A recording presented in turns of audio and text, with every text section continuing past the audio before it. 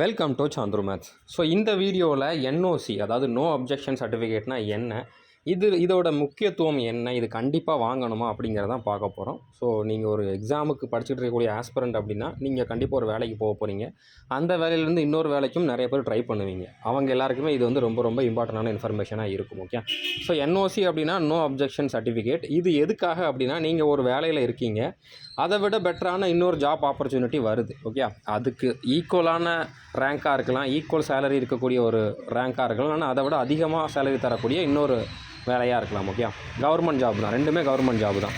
So ஒரு government ஜாப்லேருந்து இன்னொரு government ஜாபுக்கு போகிறப்போ நீங்கள் இப்போ ஒரு டிபார்ட்மெண்ட்டில் ஒர்க் பண்ணிகிட்டு இருக்கீங்கன்னு வச்சுக்கோங்க. ஓகே, ஃபார் எக்ஸாம்பிள் என்னோட கேஸ் எடுத்துக்கிட்டிங்க அப்படின்னா நான் சிஏஎஸ்எஃப்ல சப் இன்ஸ்பெக்டராக இருந்தேன். ஓகே, ஸோ நான் வந்து தமிழ்நாடு போலீஸில் இருக்கக்கூடிய சப் இன்ஸ்பெக்டருக்கோ, சிஜிஎல் எக்ஸாமுக்கோ, ரயில்வேயில் இருக்கக்கூடிய என்டிபிசி எக்ஸாமுக்கோ அப்ளை பண்ணுறேன் அப்படின்னா என்னோடய டிபார்ட்மெண்ட்டில் நான் இந்த மாதிரி எக்ஸாமுக்கு அப்ளை பண்ணுறேன், இதுக்கு எக்ஸாம் எழுதுறதுக்கு இதில் செலெக்ஷன் ஆனேன் அப்படின்னா இந்த ஜாபை விட்டுட்டு நான் அதில் ஜாயின் பண்ணுறதுக்கு என்னோடய டிபார்ட்மெண்ட்டில் நான் வாங்கக்கூடிய சர்டிஃபிகேட் தான் நோ அப்ஜெக்ஷன் சர்டிஃபிகேட். ஓகே, என்னோடய டிபார்ட்மெண்ட்டில் என்னோட அப்பாயிண்டிங் அத்தாரிட்டி யாரோ அவர் அந்த சர்டிஃபிகேட் வந்து இஷ்யூ பண்ணுவார்.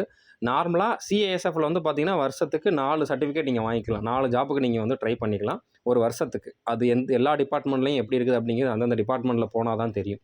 ஆனால் கண்டிப்பாக எல்லா டிபார்ட்மெண்ட்லேயுமே என்ஓசி கொடுப்பாங்க.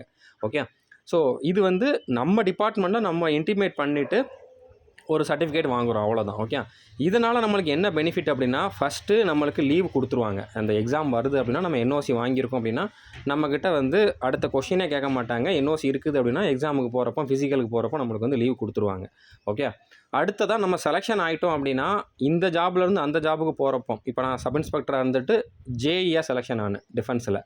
ஓகே, ஸோ அப்படி போகிறப்போ நான் 5 வருஷம் சப் இன்ஸ்பெக்டராக ஒர்க் பண்ணியிருந்தேன். ரெண்டுமே சேம் ரேங்க் தான். ஓகே, அதாவது அது சப் இன்ஸ்பெக்டர் ஜேஇங்கிறத பேர் வேறையாக இருந்தாலுமே வந்து பார்த்திங்கன்னா அதோட பே லெவல் எல்லாமே ஒன்று தான், குரூப் பி தான். ஓகே, ஸோ அப்படி இருக்கிறப்ப இந்த 5 வருஷம் எக்ஸ்பீரியன்ஸ் அங்கே கவுண்ட் ஆச்சு. அந்த 5 வருஷத்தில் எனக்கு வந்து இன்க்ரிமெண்ட் வந்திருக்கும்ல ஒவ்வொரு வருஷமும், அந்த இன்க்ரிமெண்ட் அப்படியே அங்கே வந்து கண்டினியூ ஆச்சு. நான் 5 வருஷம் ஒர்க் பண்ணிவிட்டு ஒரு டிபார்ட்மெண்ட்டில் எவ்வளோ சேலரி வாங்குவோனோ அதை வந்து அந்த புதுசாக போன டிபார்ட்மெண்ட்டில் ஸ்டார்டிங்லேயே நான் வாங்கினேன். ஓகே, ஸோ இந்த மாதிரி ஒரு சில பெனிஃபிட் இருக்குது.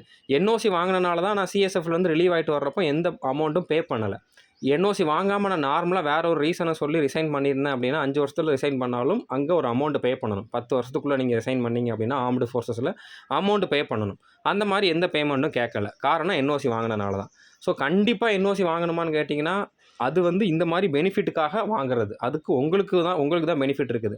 புதுசாக ஜாயின் பண்ணுற போகிற டிபார்ட்மெண்ட்டில் அதை வந்து கேட்க மாட்டாங்க. ஓகே, என்ஓசி வாங்கலை அப்படின்னா நீங்கள் வேறு ஒரு ரீசன் சொல்லிவிட்டு ரிசைன் பண்ணிட்டு போகிற மாதிரி இருக்கும். வாங்காமலும் நீங்கள் அப்ளை பண்ணலாம், பட் வேறு ரீசன் சொல்லிட்டு ரிசைன் பண்ணணும். இந்த பெனிஃபிட் எதுவுமே உங்களுக்கு கிடைக்காது. தேங்க்யூ.